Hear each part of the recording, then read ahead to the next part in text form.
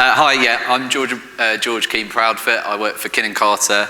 As I said earlier, we do transformation for clients who are bored of sitting on their hands, and we phrase it like that because we really think that transformation happens with your hands. It's about making things, actual things, software, projects, products. It's not talking about it. It's not putting up posters. But I'll get into more of what we think it isn't imminently. So what I'm going to talk about today, firstly, how we think about this transformation thing, the word itself and kind of what really goes into it. Then I'm going kind of off-piste in a slightly indulgent way with an example of culture transforming from the past, pre-warning on that one. And then 5 things that don't work in our experience and 5 things that do. Transformation, I know it's printed up here really big and it's on lots of flyers all over the table and we use it ourselves. It's a ridiculous word. It makes it sound magical, it makes it sound instant, it makes it sound like once and done, wave a magic wand and we're transformed.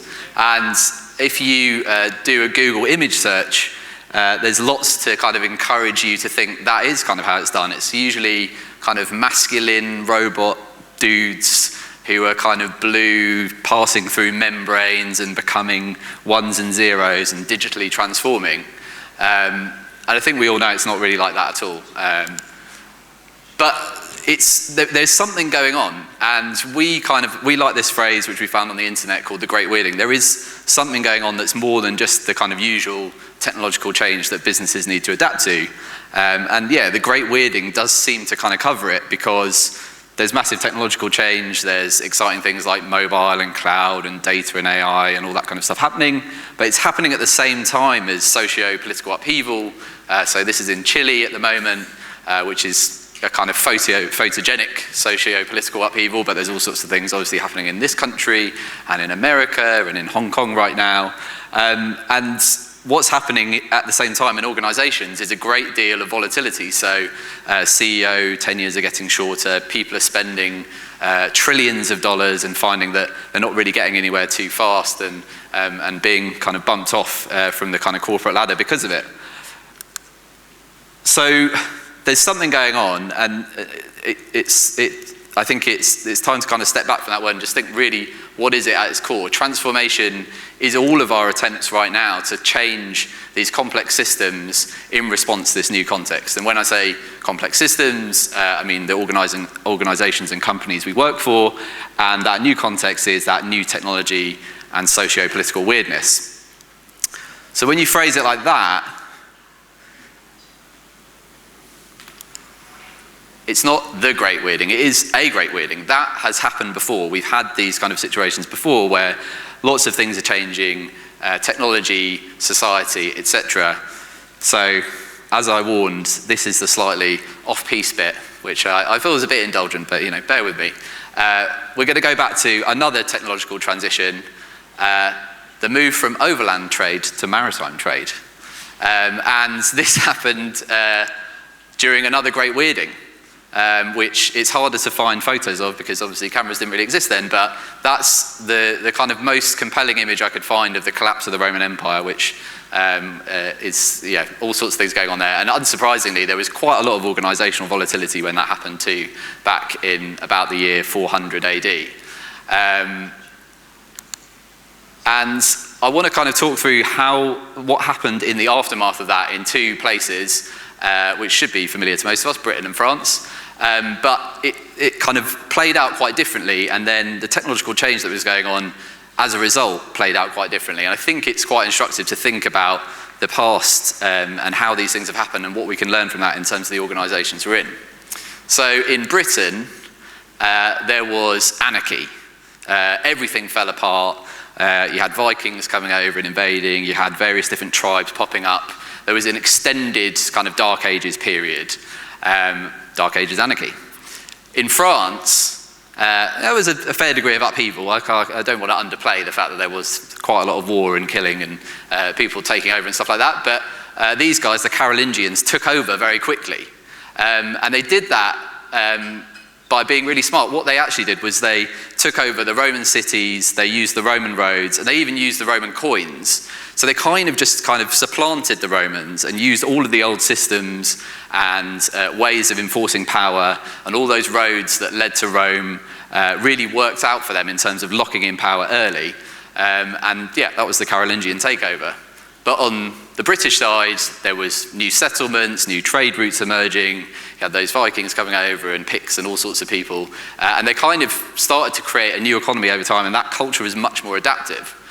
So, I mean, you know, on the one hand, at the time, you probably would have preferred to be in France. But what was going on was this technological shift at the same time. And so having that more adaptive culture had huge kind of implications further down the line. So once the Dark Ages had kind of settled down a bit, there were many more settlements near the sea in Britain than there were in France. And those settlements grew much, much faster. And so when you look into the kind of the period afterwards, it was the nations and emerging kind of city-states that had all of that sea access that could adapt to this new technological context that were really prosperous in that period. And interestingly enough, this kind of effect even persists today, where Roman cities in Britain are largely kind of shrunken and small and not the main settlements, whereas in France, most of the biggest cities are actually just still the Roman ones. So reflecting on that, I think what we see many times in transformation efforts, again, that weird word, is really not thinking about, you know, the structures and the you know, what's the equivalent of your roads and coinage and systems of exchange in your organization, and are you really addressing them with the things that you're calling transformation?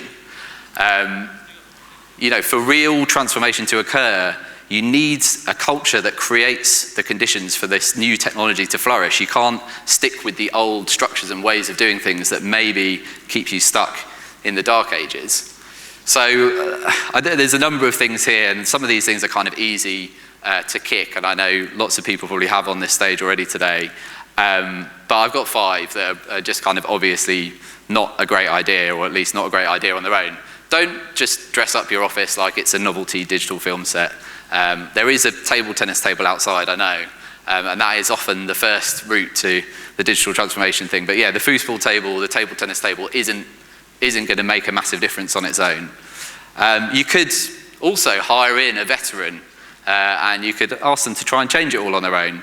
But you know, if we're thinking back to the Dark Ages, that's kind of like hiring a veteran sea captain and asking them to kind of talk about the sea from inland. This one's perhaps more common and more commonly seen, and always doesn't seem to work. But you know, when we think about the structures there, it's unsurprising that if you send everyone on a course and teach them about how they might be able to do things better and differently, and then you send them back to all the same old structures and silos and team shapes, that nothing really much changes at all.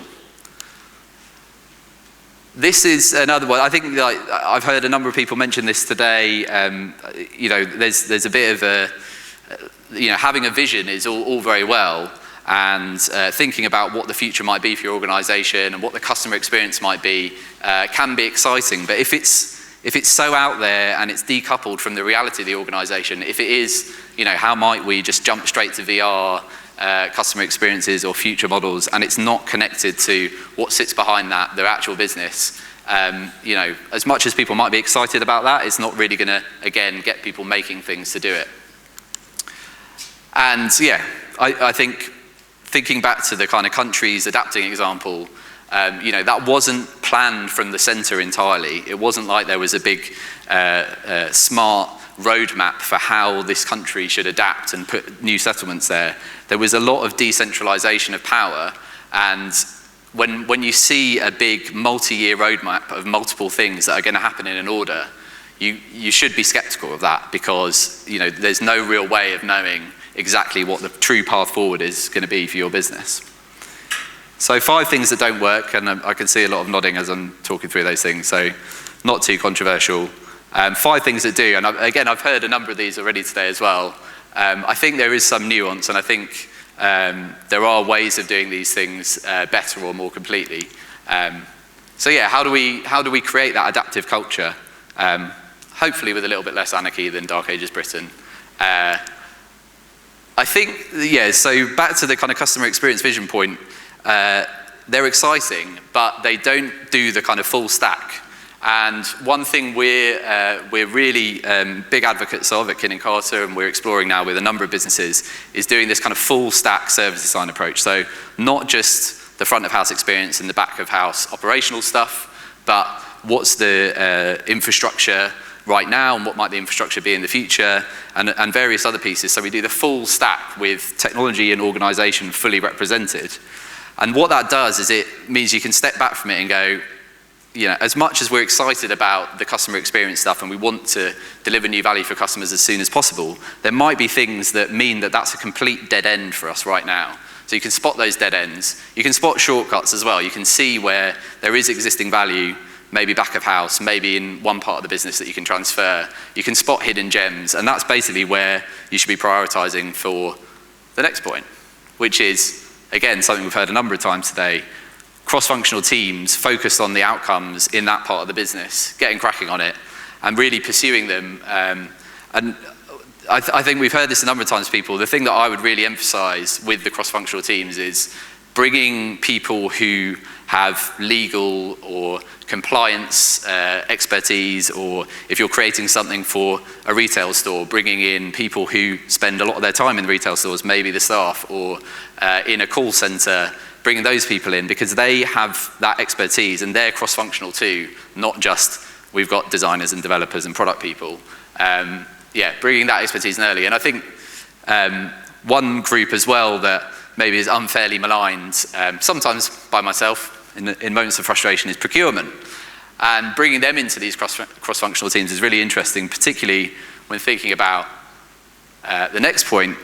The exciting kind of promise of this new economy is a number of new platforms and potential partners emerging. And when you've got that zoomed out view again of the full stack and how your organization might be able to change, that gives you a view of where, do we really need to own everything and build everything ourselves? And there are so many great partners out there now. They almost certainly want you to be successful if you partner with them. As I said, bringing procurement into those cross-functional teams such that you don't have to stop everything or build everything yourselves, and you can bring in the right partners is interesting. I think the other side of this point is where there are things that an organization should be building bespoke that are defensible value. Start thinking about where there's additional value you could garner from them by opening them up to the outside. So a number of our clients where we've built microservices and things behind the scenes for them have now started to open those up and opened up a whole new B2B part of their business as a side effect of transforming the customer experience for their consumers. I mentioned this earlier on the panel earlier too. I think it's interesting that we're big advocates of product-led transformation, as I mentioned earlier. Get a cross-functional team building a product, get them focused on that particular bit of value. If you don't measure what they're doing, and not just in terms of the customer outcome they're pursuing, but also how that team's functioning and interacting with the organization, you can't really have a good case to say, well, the team's doing really well, but it's being really slowed down by this bit of bureaucracy or this strange system that they have to interact with. If they weren't being so slowed down by that, they could be doing even faster. So spreading the good word, and again, that product-led transformation can only really happen with the help of evidence to show that the wider organization needs to change to keep up with that emerging kind of product value. And finally, I can't say it too many times. I said it at the start. It's our kind of core belief that making things and experimenting is transformation. If you're thinking about a transformation program or trying to transform or looking to transform some part of your business, make sure that making something, experimenting, putting it out there, getting evidence, and moving on from there is core to it. Cool. So, bit of a recap of my 5 points. Start with the full stack service design, reorientate around what's changing, form those cross-functional teams, get cracking, Remember that cross-functional isn't just designers, developers, product people. It's all sorts of people from across your organization, different perspectives, people who've been on the ground, interacting with customers every day.